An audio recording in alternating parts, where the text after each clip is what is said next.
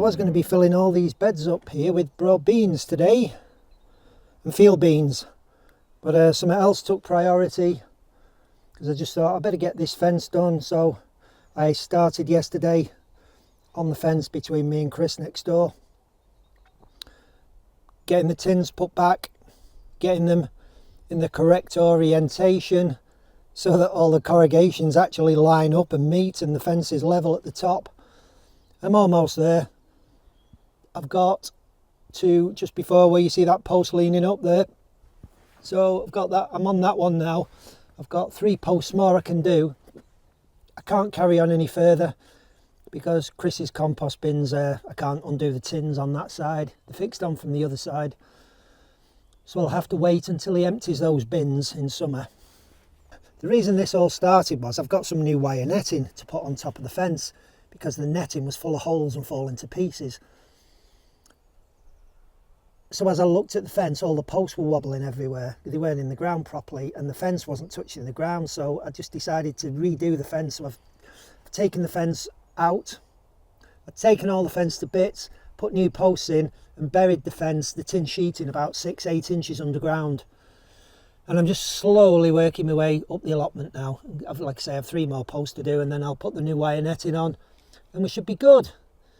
I'm going to do 2 posts now and then I'll bring you back in a bit and I'm going to put some beans in. I did tell somebody in the comments that I was going to show them all the beans I had growing. It's a couple of weeks ago now. I said I had 200 beans in modules in the polytunnel. Well, here they are.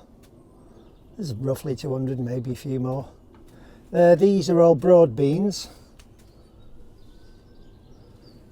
More broad beans there. This is a tray of field beans and a few broad beans on the end here because I ran out of field beans. You can see the field beans. They've got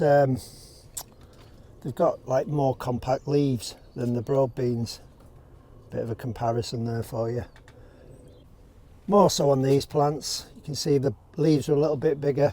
But these field beans now have got lovely roots that aren't yet starting to turn. Well, they're just on the verge of starting to spin round in the bottom of these little modules.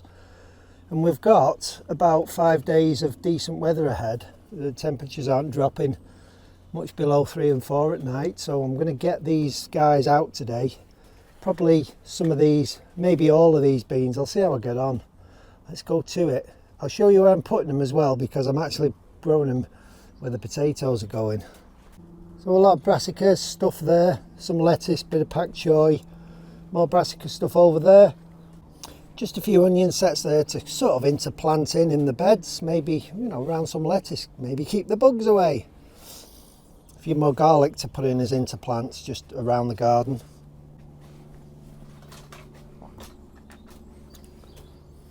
And yes, the onions, mostly Elsa Craig and Red Baron. There's a little tray there with asparagus peas in, with just some seeds I had. And I just thought I'd just put them in. Just chuck them in the ground somewhere, they'll do something, won't they? A lot of seed gets left at our allotment gate. So we've got like a recycle area where people leave things, and quite often people leave big tins and boxes of old seed or just going out of date seed. I sometimes pick them up and just try germinating them, and quite often they grow. So, you know, I'll just throw them in the ground as microbe food, and if they grow they grow, if they don't they don't. I probably won't even harvest them, purely microbe food. Me first 5 buckets of Swift Earlies are coming up there, looking really good. I have been, you see all the fleece bunched up around everywhere. We had a couple of nights where it got down to sort of -2, -3, so I've been just dumping fleece on them when it's forecast, and yeah, they've done really well, come through it no problem.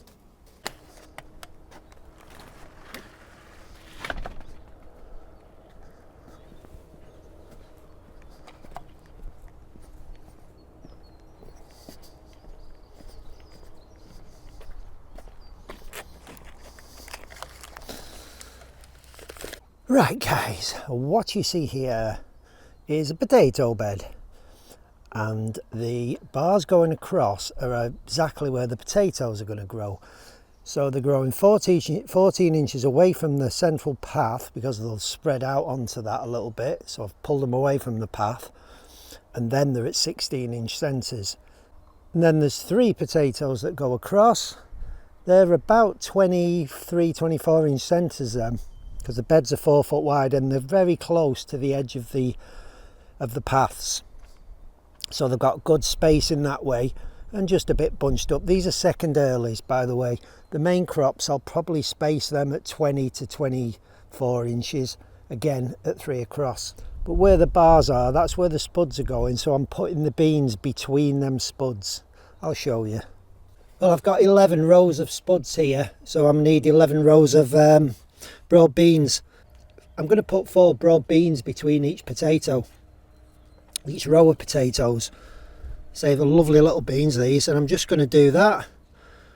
I'm just going to space them out, say 1, 2, 3, 4, something like that. This bed previously had mustard in it. If possible, I want to get some seed off these field beans as well. Save some seed just simply for growing again next year.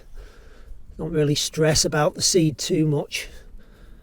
If the potatoes overtake these, then it's just kind of not a problem really, and overwhelm them. These are just in to get the soil woken up a little bit, you know. I put these markers across. I really did it for you, so that, you know,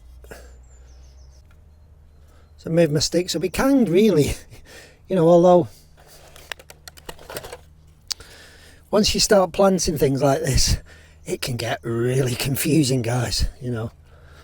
But I kind of guess because these potatoes are going in at 16 inch centres down the bed, then all you have to do is get the first one right and then run the beans at 16 inch centres down the bed, and then you'll hit the middle of every potato row then. I said these are field beans. You can eat field beans. They're really nice. They're probably actually nicer than broad beans. Yeah, because they've got a smaller, narrower pod. The beans are really nice as well. Really nice, tasty beans. The pods aren't hairy inside like broad bean pods are. So you can eat when they're very young, you can eat the whole pod like you would a French bean.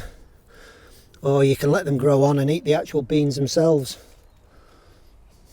Kind of always remember to move your camera, guys, when you're waffling. So these are going to be a second early bed, and rather than just marking everything out, you can just transfer the sticks across, because these will all be in the same positions again. I do just run the sticks across as well, because as I get halfway down the bed, I will just start going off on an angle. So by the time I get to the end of the bed, the bean that's on that side will be probably right next to a potato. So yeah, like I say, when you've got nothing, when you've got no reference of sides and you're just in the middle of the ground, it's quite easy to start getting things out of whack, if you like. They're really hardy broad beans, so they'll stand a frost. I doubt they'd stand much of a frost being this young, but they only need to be in sort of a week, 2 weeks, these, to get just enough to get some rooting in the ground. And then, like I say, they'll be able to stand a bit of frost. It won't bother them. Right, I'm going to get this bed done with broad beans, because I've run out of my field beans. This bed, the first early swift potatoes are going in this one. They're at home now. I've just took them into the conservatory last night. They've already just started to chit. They were in the garage. I'll give them a week, 10 days in the conservatory, get the chits going a little bit better, and then I'm going to start planting them in this bed. Right guys, here we go with the first early bed, the Swift. And I got a few questions on the last video, you know, when I was talking about green manures again. Oh, the seed, sorry, green manure seed I just bought. A few questions about what to grow, when to grow, this, that and the other. Guys, just don't kind of get too hung up about it. Don't stress about it. I hope I haven't made it really too complicated. It's just simply a matter of doing things like this, you know, just putting a few extra plants in.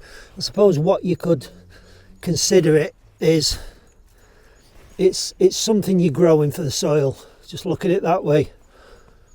So you're putting a different plant in that's going to bring you a few new microbes, and you're ultimately either going to take some harvest off it, or you're going to leave it for the soil to eat by either composting or leaving it in the ground to rot away.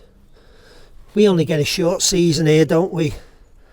So if you really just want to fill your beds with veg, rather than say having 4 beds, rather than growing 4 beds, and so you've got, say, a bed of onions here, a bed of lettuce there, a bed of beans there, and a bed of something else, turnips, beetroot, whatever. Instead of having 4 beds of different vegetables, why don't you just split each bed and have 1 row of each growing in each bed? That will take care of your microbes. You'll get a good diversity of microbes in your soil then. And then later on, when you've got that crop out and you've harvested, you can then sow what is traditionally done as a cover crop then into the ground. So that will be your composting aspect of the soil. And I suppose for us, the nearer you plant, the nearer you get things growing in the ground towards the back end of the year, September time, the more chance you've got of having some living or fresh root in the ground before the frost comes and sort of kills everything. So you can go into winter with a load of root in the ground. Always try and just terminate plants at the base so that you leave the roots in, don't pull them up. The roots are your gift to the soil microbes, that's their food. And you can still compost as well. You can still put a little bit of compost. Half a barrelful is more than sufficient for these 16 foot by 4 foot beds, if you're also growing a little bit of cover in them. It's absolutely fine. So plants feed the soil is what I'm saying. Plants feed soil. So your last crop is a cover crop, and that'll feed the soil for the next year. Because when you get your plants in the next year, those plants are also still continuing to feed the soil. It's more about not having bare ground if you can possibly help it. I put these beans in 2 or 3 weeks ago, and you can see they've obviously got the roots well in now. Yeah, they've got the roots well in them. That's all I want really, just get some of these bean roots in the ground. I could well end up putting my first earlies into this bed, just because these are a bit more advanced, and the first earlies will be the first potatoes up. So these have got a bit of a head start. It just all really does depend on the weather, what the weather's going to do in the next month, over the next month, as to where I'll plant, what I'm going to plant. So at the moment I've just got this 1 bed here to plant up now. That's this one. So I've got to get the beans in here. I've got way more than enough beans actually. Right guys, that's those beans in. 1, 2, 3, 4, 5 beds of beans there. The first bed, which is a spud bed, has got the rye in. This bed's got rye in, so I can move the spuds any way I want. Probably put them in the first bed because it had no potatoes in last year. The free green manure seed giveaway, I'll let that run for 1 week from today. So in a week's time I'll just pick a winner of that. I'll just pick a name at random from the comments and I'll get them sent to you, give you plenty of time to get this seed sown. Probably this next month you might start sowing some of that. I'll include some bean seeds. As I say, I've got a bag full of beans, so I'll include some of those broad beans. You can get some of them in. Now hopefully these will just get a head start on the potatoes. They should do. They should just keep up with them, keep growing with them.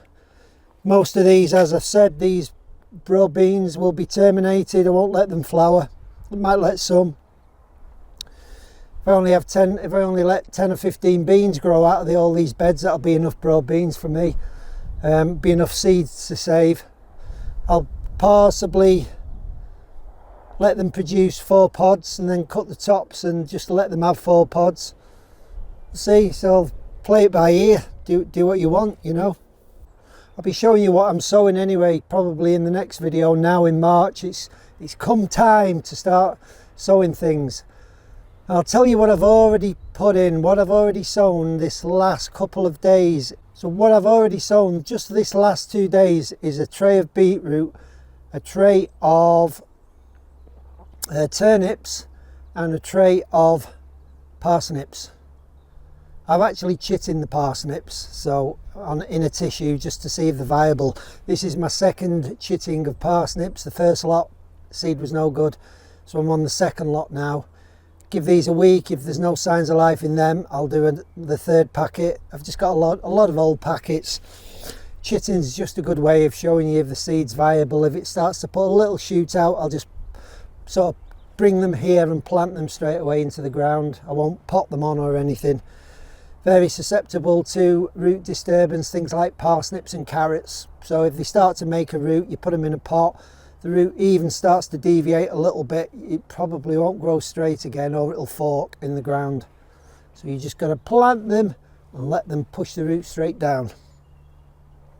Right guys, that's it for this. I've just got to go, and someone's dumped some big pieces of glass near the bays. So I'm going to go and salvage them because old Joan's just been over. She needs some new glass in the front of her shed. I'm going to cut that for her. Then I'm going to have a brew. All right, guys. Thanks for watching. I'll see you quite soon.